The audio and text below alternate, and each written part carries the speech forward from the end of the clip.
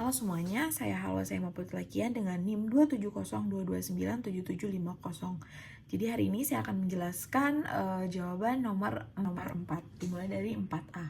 Di sini tergambar grafik yang dimana memperlihatkan top 10 negara dengan populasi terbesar pada tahun 2018 dalam bentuk chart bar yang dimana bentuknya horizontal. Yang pertama, insight-nya dominasi Asia yang dimana dari 10 negara hanya 6 yang menunjukkan bahwa benua Asia itu merupakan pusat populasi global, mulai dari Cina, India, Indonesia, Pakistan, Bangladesh, dan juga Jepang. Lalu ada 2 negara teratas yang mendominasi.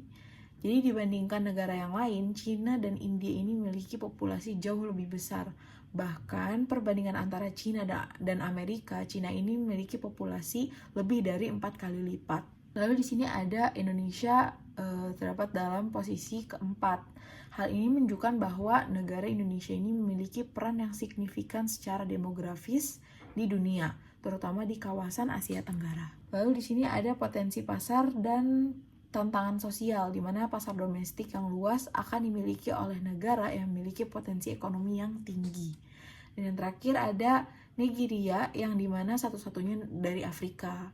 Jadi di benua Afrika ini peningkatan populasi yang pesat ditunjukkan pada negara Nigeria, yang dimana menandakan adanya demografis kawasan tersebut, ledakan demografis kawasan tersebut. Lalu selanjutnya jawaban nomor 4B.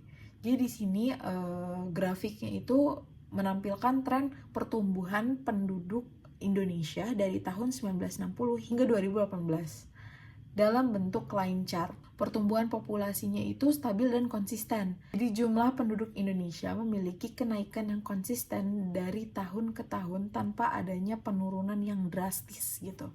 Hal ini menunjukkan bahwa Indonesia mengalami pertumbuhan penduduk yang berkelanjutan.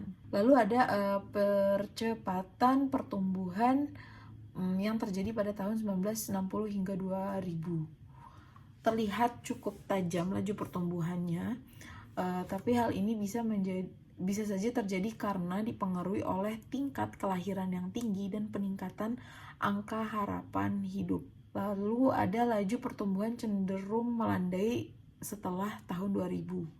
Nah, garis tren ini menunjukkan sedikit pelandaian setelah tahun 2000 ini, menandakan bahwa laju pertumbuhan penduduk mulai menurun, walau jumlah total tetap meningkat.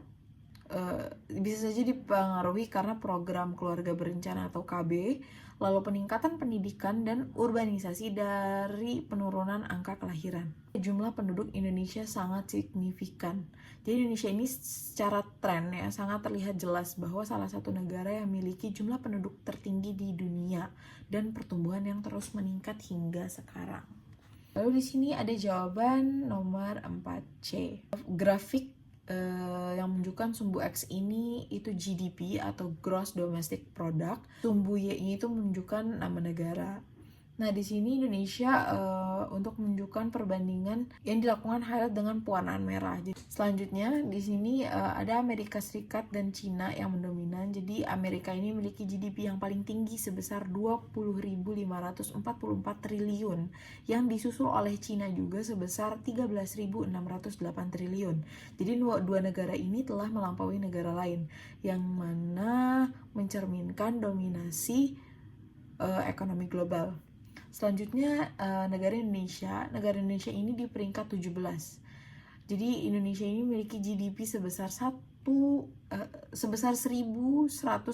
triliun, yang berada di bawah negara Meksiko dan di atas negaranya Belanda.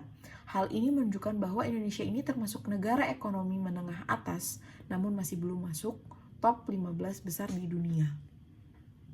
Selanjutnya Asia yang mendominasi. Dari 10 besar ini ada 4 negara Asia yang mendominasi pergeseran kekuatan ekonomi ke Asia dalam beberapa dekade terakhir.